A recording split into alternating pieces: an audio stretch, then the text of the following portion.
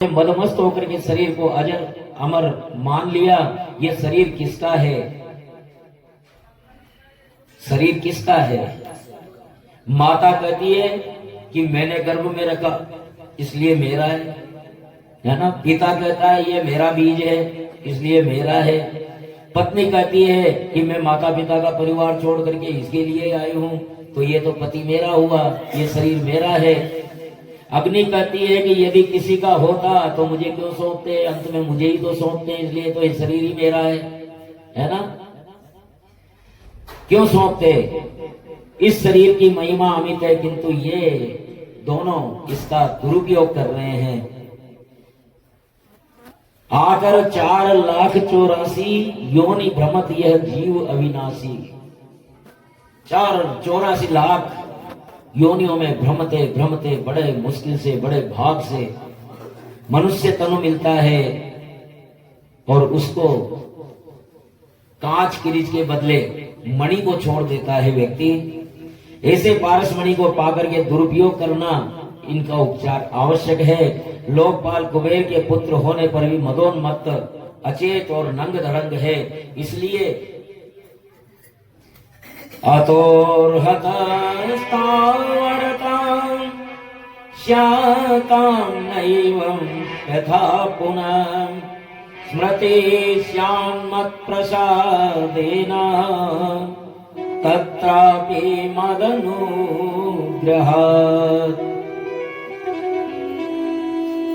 नलकुबर और मणिग्रीव को पछतावे पर कहा कि तुम जाकर के और स्थावर की तरह पेड़ पौधों की तरह नंग धड़ंग खड़े हो, तो तुम जाओ पेड़ पौधे बन जाओ, पेड़ बन जाओ। नलकुबर चरणों में गिर गए और पश्चाताप किया। तो उन्होंने कहा कि प्रभु हमें क्षमा करें, हमसे अपराध हो गया। तो नारद जी ने कहा कि तुम चिंता मत करो, तुम गोकुल में जाकर के और वृक्ष हो जाओ, वहां श्री कृष्ण का सानिध्य होगा। गोकुल की भूमि पर अवतार की अभिलाषा तो महान ऋषियों की भी होती है। तुम वहां रहोगे, द्वापर में भगवान का जन्म होगा और उनके चरणों से तुम्हारा उद्धार होगा।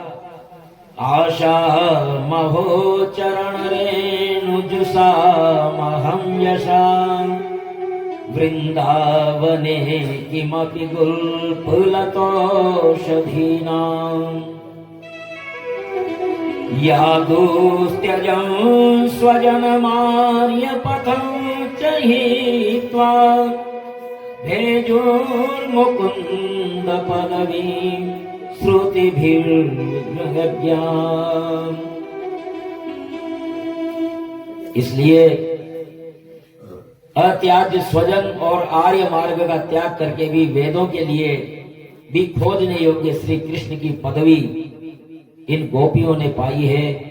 ऐसी गोपिकाओं की चरण रज से लाभान्वित वृक्ष, लता, औषधि, पशु किसी भी रूप में ब्रज में जन्म हो, ऐसी प्रार्थना भक्त लोग करते हैं कि भले ही तृण बना दो, कुछ भी बना दो, पत्थर बना दो, मिट्टी बना दो, कुछ भी बना दो, मानस हो तो वही रस खान बसो ब्रज गोकुल गाँव के ग्वालन। मानस हो तो वही रस खान बसो ब्रज गोकुल गाँव के ग्वालन। जो पशु हो तो कहाँ पस मेरो चरो नीत नंद की धेनु मझारन। पाहन हो तो वही गिरी को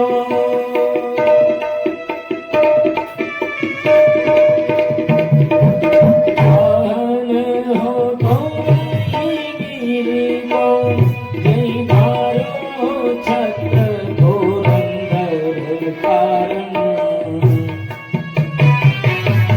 जो भक्त हो तो बसेरो करो नीत कालिंदी कोल कदम्ब की कारण। जो भक्त हो तो बसेरो करो नीत कालिंदी कोल कदम्ब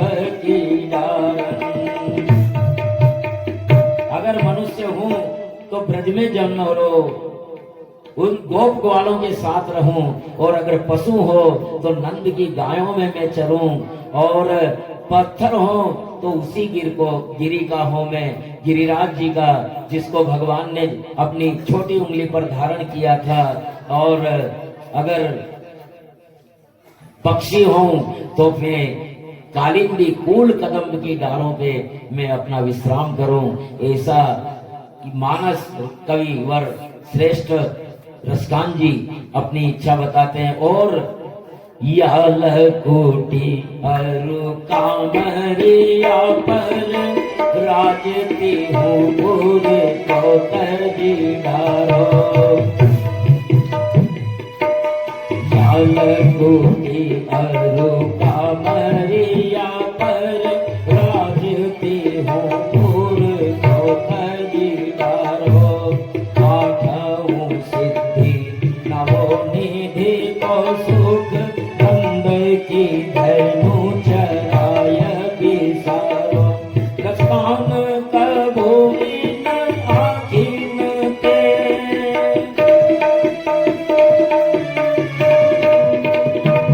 रसकान कबो इन आखिन ते, ब्रज के बन बाग तड़ाग निहारो,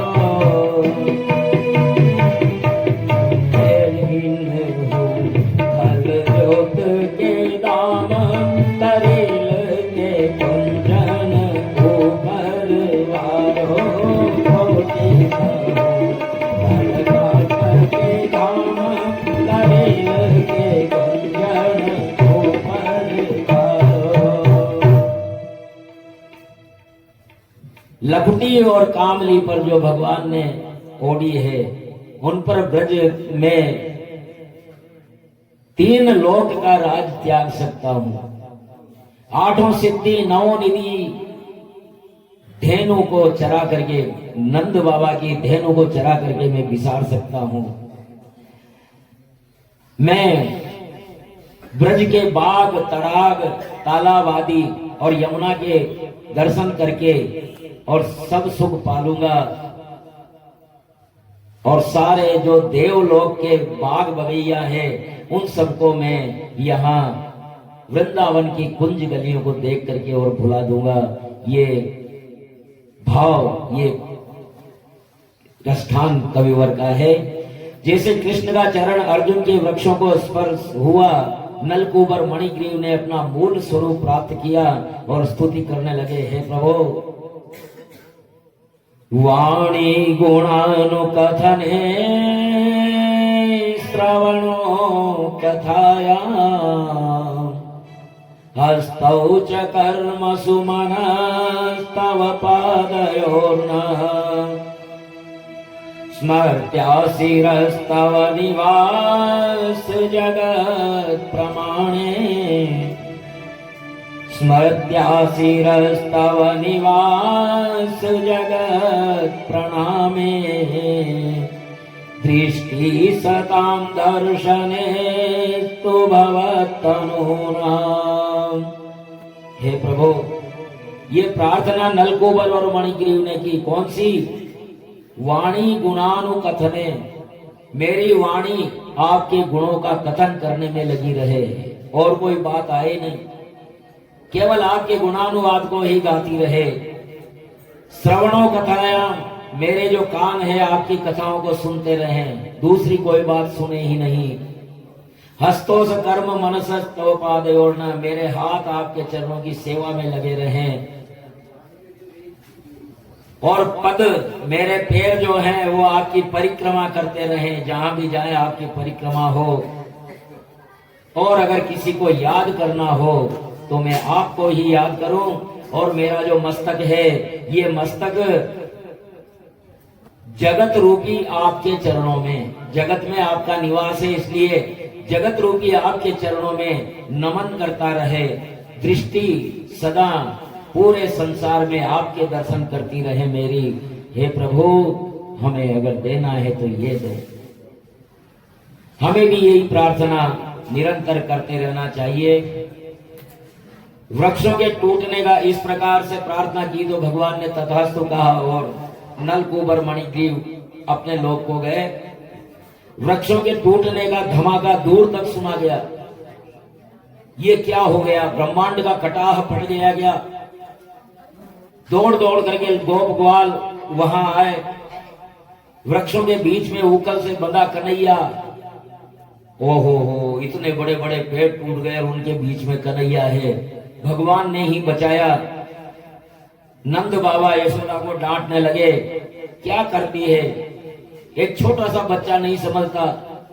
और मैया भी बड़ी परेशान थी, क्या हो जाता, गजब हो जाता, अनिष्ट हो जाता। मैया भी रोने लगी और तुरंत नंद बाबा ने उन्हें गोद में उठाया। मैया उन्हें गोद में लेने लगी तो मैया के पास नहीं आए। नहीं, तू तो मुझे बांधती है, तू मुझे डांटती है, मैं तो तेरा खाना नहीं हूं, मैं तो बाबा का ही हूं। तूने बांधा और बाबा ने खोला, इसलिए मैं तो बाबा का बेटा हूं, तेरा बेटा ही नहीं हूं। जब ये कहा तो यशोदा मैया रोने लगी। अंदर जाकर के और कन्हैया धीरे धीरे पैर बढ़ा करके मैया के पास जाते हैं और गले में हाथ डाल करके, मैया मैं तो तेरा ही हूं। अरे जब भी मेरा स्मरण आएगा लोग यही मुझे नंद लाला और यशोदा का लाला ही कहेंगे, मैं तेरा लाला हूं। इस प्रकार से मैया को वो मनाते हैं। मैया के पीतांबर से आंसू पहुंचते हैं। कृष्ण दर्शन की प्यासी एक फल विक्रयणी वर्षों से साधना रखती और कृष्ण के जाप पूर्वक नंद भवन की 108 परिक्रमा नित्य करती थी। ये कोई ऐसी साधिका थी जो जन्म जन्मांतर से साधना कर रही थी और वेश उसने फल विक्रयणी का ले रखा था, काम उसका फल विक्रय का था। और भगवान के हाथ जोड़ करके वंदन करते करते धीरे धीरे प्रेम से की जाती है। कुछ लोग मंदिर में जाकर के इस प्रकार प्रदक्षिणा करते हुए, दौड़ते हुए, जैसे कोई भूत पीछे पड़ा हो। परिक्रमा रे, फटाफट परिक्रमा करो, दौड़ करके जाएंगे और चक्कर लगा करके आ जाएंगे, क्योंकि नहीं पता क्या कारण था, नहीं पता। परिक्रमा आराम से धीरे धीरे प्रेम से भगवान का स्मरण करते हुए करनी चाहिए। जैसे यहाँ चक्र तीर्थ है, चक्र तीर्थ में स्नान और परिक्रमा करते हैं तो बड़े आराम से, जो भी हम समझते हैं, ओम नमो भगवते वासुदेवाय, ओम नमः शिवाय, या जो भी मंत्र हमें अच्छा लगता है उस मंत्र का जाप करते हुए बड़े प्रेम से धीरे धीरे धीरे धीरे और चक्र की परिक्रमा करनी चाहिए।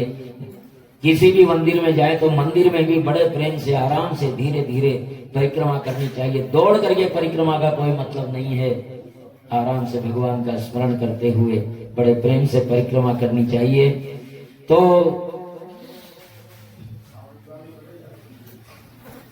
इस प्रकार क्रीणिहि भो फलानीति श्रुत्वा सत्वरमच्युत फलार्थी धान्यमादाय ययो सर्वफल प्रदो।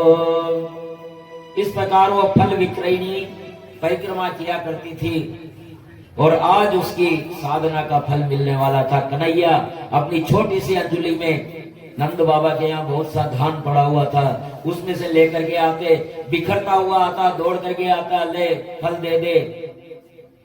और फल विक्रयणी ने देखा कि उसमें 2-4 दाने ही बचे हुए थे, बाकी सब तो रास्ते में ही डूब गया।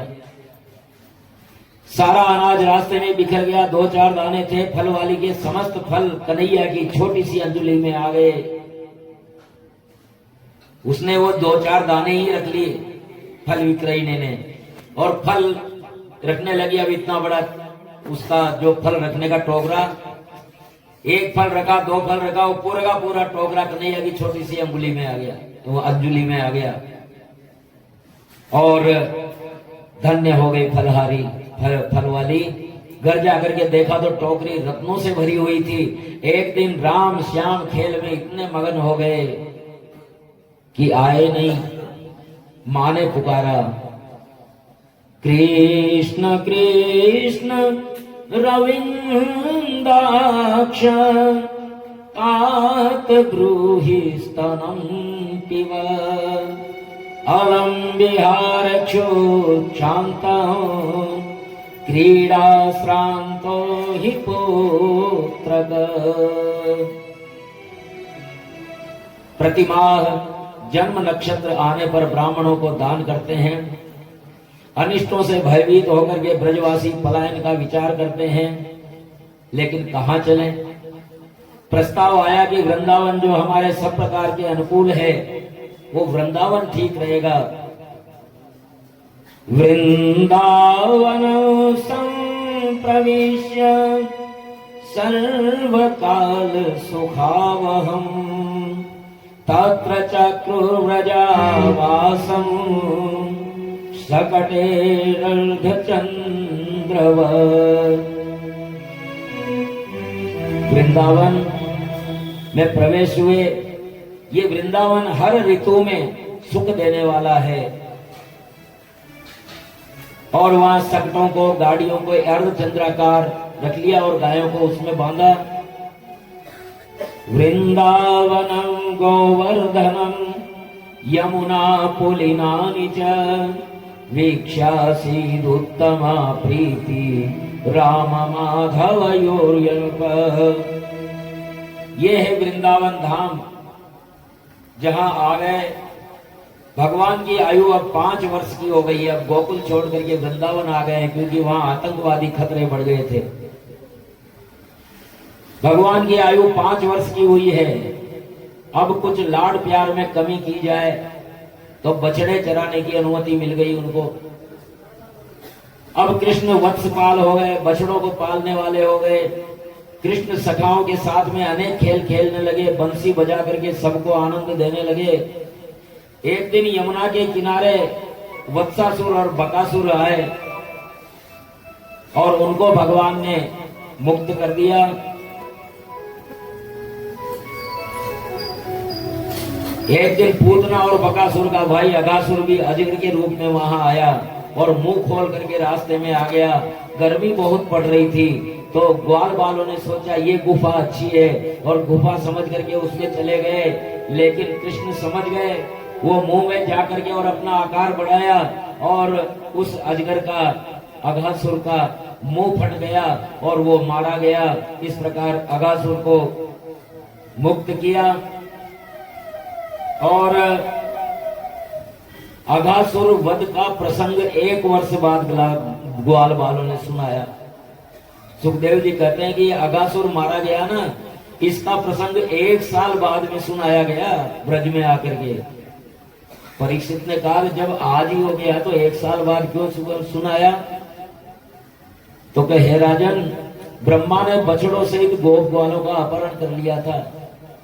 वास्तव में तो ये कन्हैया की लीला थी, क्योंकि गोकुल की गायों और ग्वालिनों की इच्छा थी कि कृष्ण हमारे बच्चों की भांति दूध पिए। उनकी इच्छा की पूर्ति के लिए ही कन्हैया ने ये लीला की थी। अगासुर के उधर से निकल करके जब सब बालक और बछड़े वन में घूमने लगे, छोटी छोटी गैया छोटे छोटे ग्वाल, छोटी छोटी गैया छोटे छोटे ग्वाल, छोटो सो मेरो मदन गोपाल, छोटो सो मेरो मदन गोपाल, छोटे छोटे गैया छोटे छोटे ग्वाल, छोटी छोटी गैया छोटे छोटे ग्वाल, छोटो सो मेरो मदन गोपाल, आए छोटो सो मेरो मदन गोपाल।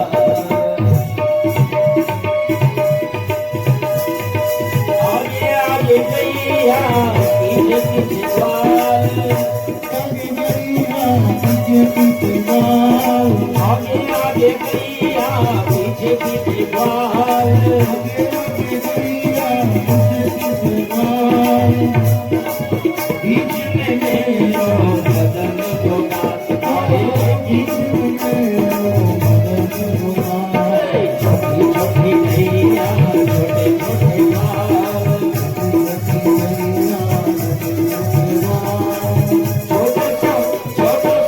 छोटो सो मेरो मदन गोपाल, छोटो सो मेरो मदन गोपाल।